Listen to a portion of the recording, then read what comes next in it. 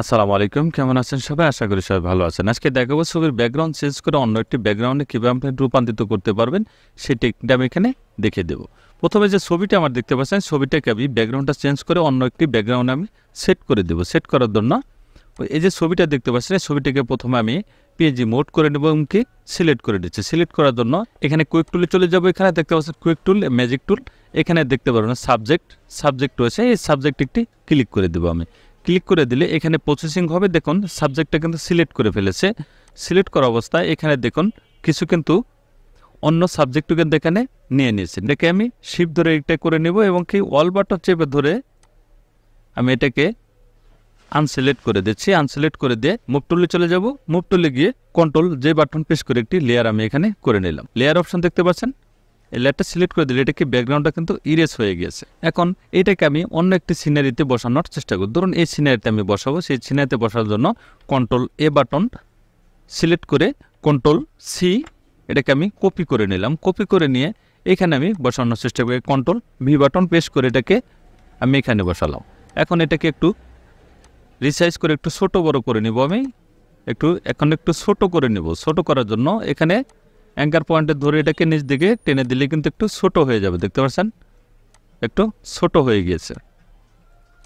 আমি এখানে বসিয়ে দিব এবং কি এই লেয়ারটি রয়েছে, এই লেয়ারটি আমি এখানে রেক্টিকুলার মার্কিং টুলের মাধ্যমে এটাকে আমি নিচে এই পরিমাণ আমি এটাকে আমি সিলেক্ট করব। সিলেক্ট করে ক্রপ করে একটু নিচের দিকে একটু বাড়িয়ে দিব।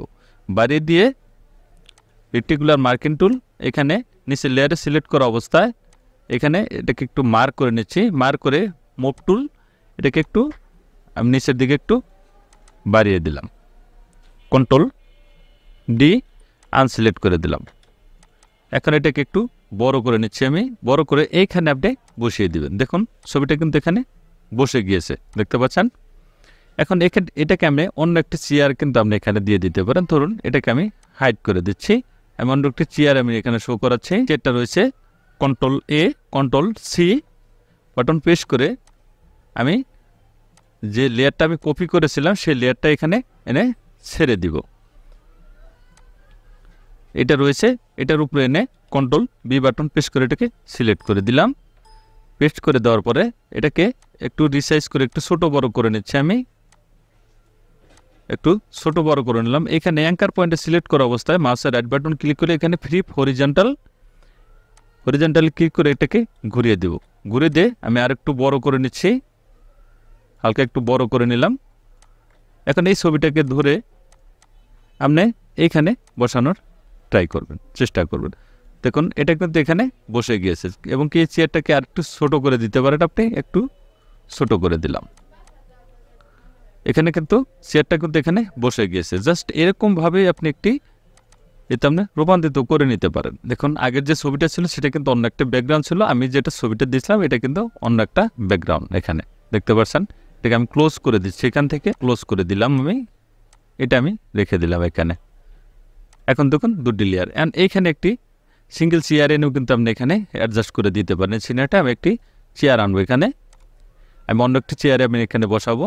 ধরুন আমি একটি চেয়ার এখানে সিলেক্ট করছি। ধরুন এই চেয়ারটা আমি এখানে সিলেক্ট করলাম বা এটাকে কপি করে নিয়ে এখানে ছেড়ে দেব। এটাকে আমি একটু বড় করে নিচ্ছি, সাইজে একটু বড় করে নিলাম। আমি এখানে বসানোর চেষ্টা করব। আমি এখানে বসিয়ে দিলাম। এখন এখানে কন্ট্রোল ভি বাটন প্রেস করে আমি যে লেয়ারটা আগে কপি করেছিলাম এটাকে কন্ট্রোল এ কন্ট্রোল সি কপি করে আমি এই লেয়ারে এই চেয়ারের উপরে এনে কন্ট্রোল বি বাটন প্রেস করে এটাকে সেট করে দেব।